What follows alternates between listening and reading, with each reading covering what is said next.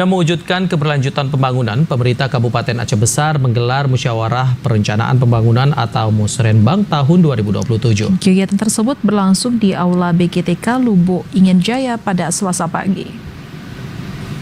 Musrenbang pemerintah Kabupaten Aceh Besar dibuka secara resmi oleh Wakil Bupati Aceh Besar dan dihadiri para kepala OPD, instansi vertikal, camat, serta tim penggerak PKK dan perwakilan perempuan.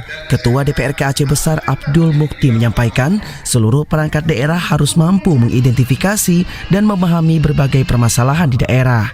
Hal ini penting agar kebijakan yang diambil lebih efektif, efisien, serta sesuai dengan kemampuan keuangan daerah. Ia menegaskan, keberhasilan pembangunan membutuhkan kerjasama dan sinergi seluruh pihak. Nah, itu seluruh keinginan yang memang kita ambil dari bawah melalui Musrenbang, sehingga pemerataan pembangunan di setiap kecamatan seperti yang diinginkan Pak Bupati itu akan tercapai. Nah, di situ baru pembangunan akan tercapai dan keinginan Aceh Besar untuk maju akan kelihatan.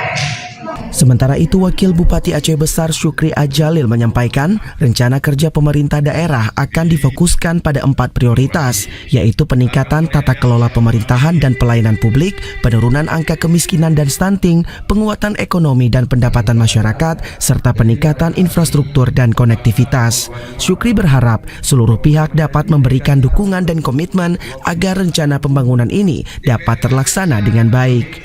Bank yang kita laksanakan pada hari ini pertama sekali tujuannya adalah untuk menciptakan perencanaan yang partisipasif, efektif, dan mereka untuk menampung aspirasi masyarakat.